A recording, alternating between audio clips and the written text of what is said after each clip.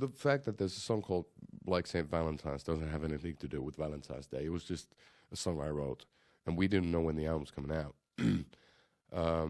In a way, the whole album is my Valentine's Day gift to that girl who was my muse. So hopefully she likes it. So because it's a lot of money and time and effort and pain and pleasure put into that album. So that's one of the things. But I guess that the main reason to get it out near Valentine's Day is the fact that it's an easy date to remember. You know, as opposed to we're going to release an album on the 23rd of February. It's like, okay. But if we're going to release album around Valentine's, it's like Valentine's Day is the same everywhere in the world. It's the same as Halloween. So it was just an easy way for me to kind of figure out where we at.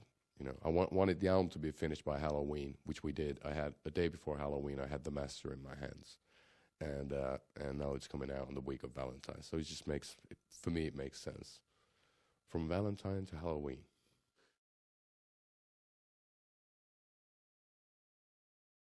I don't know whether there'd be one that would be more important. Ode to Solitude was probably the last song that was written on the album. So in that sense, it's the most current for me. I love the chorus, the here's to the pain, the light of the oncoming train. I like the tragic positivity of it. You know that saying that, you know, there's always a light at the end of a tunnel, but it's the oncoming train.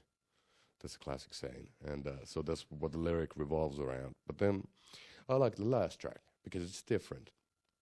And it's really very cinematic and Depeche Mode-y, and it's just different. And that was one of the last tracks I wrote the lyrics for in LA. So it makes it, you know, it makes it the freshest in my head. But it's tough to say yet. And I think that a lot of songs, then Love the Hardest Way is one of my favorites too. But I think that a lot of songs find their own way and their own life when we start playing them live. You know, seeing what people like. Because at times there are songs like, let's say, Acoustic Funeral, that works on an album really well. But it might be really hard to make it work live because there's a lot of layers and a lot of backing vocals and choral things and stuff like that. And it could be that it's going to be impossible to recreate the emotion live. And then it could be that a song that's not necessarily, like, let's say, Shadow Me with Hope. That's probably going to be a great live track because it's got the rough guitars and a lot of screaming on it and stuff like that. So it could be one of those tracks like Soul on Fire from Love Metal that it was never a single, but we still play it live and it seems to be really exciting every night. But we're probably going to be working on some of the old stuff, yeah. Usually what we've been doing is that if we have a new album coming out, we try to figure out if there's some changes we want to make to the old songs that would take the old songs closer to the sound of the new album. It's like Bleed Well, for example. Could be a song that would be on this album. The only difference would be they'd be a bit faster. I'd sing a bit higher, and then the chorus would go into a crash. So, you know, little things like that. They're not necessarily, if you're not a musician, they're not necessarily things you notice if you see us play live. But it makes, hopefully, the set a bit more cohesive. It makes sense, and there's like a, you know, thin red line in there. So that kind of stuff we're working on at the moment. The guys are rehearsing back in Helsinki. I'm having the first rehearsals with them this Friday. And I want to bring back a couple of old songs like And Love Said No, which is one of my favorite tracks that was on a compilation, but we never really played it live. I want to work on that and maybe figure out a new cover. I've got a couple of ideas of a new cover song, so can't tell them yet. Can't tell them yet. It's got to be a secret. Otherwise, it's not going to be a surprise for to anybody. And if the flight's not cancelled and the the plane doesn't drop, I'm going to be back home midnight tonight. And I just got myself really good set of microphones, Neumann U87s, which are really really good studio microphones. So my idea is to record most of the album acoustic, just like a man on a guitar, like Johnny Cash version of the whole album. So probably use those as B-sides. Because I always think that if you have a good song, it should never be put on the B-side because it never gets the attention it deserves. And then why would you spend money, time, and a lot of effort and energy recording a bad song?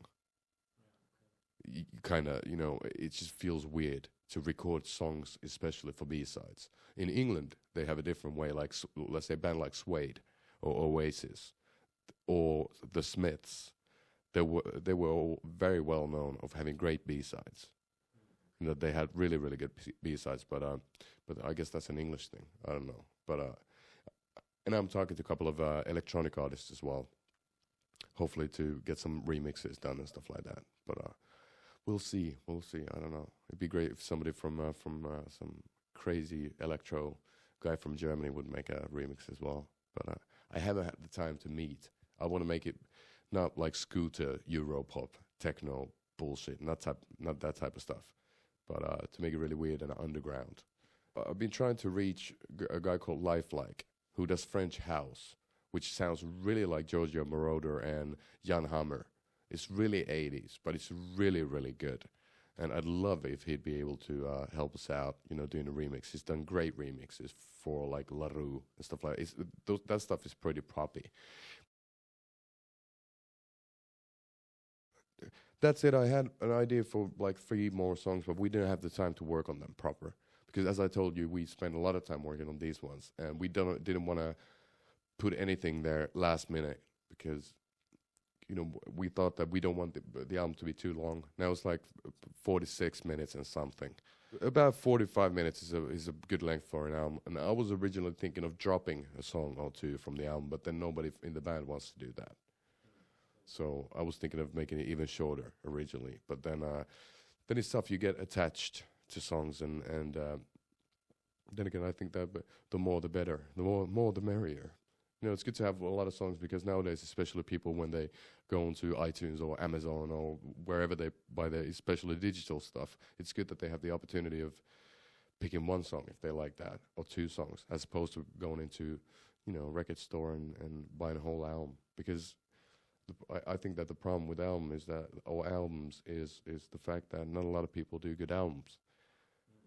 You know, a lot of, you know, like I think Interpol is probably the last band that has made an album that is excellent from the beginning until the end.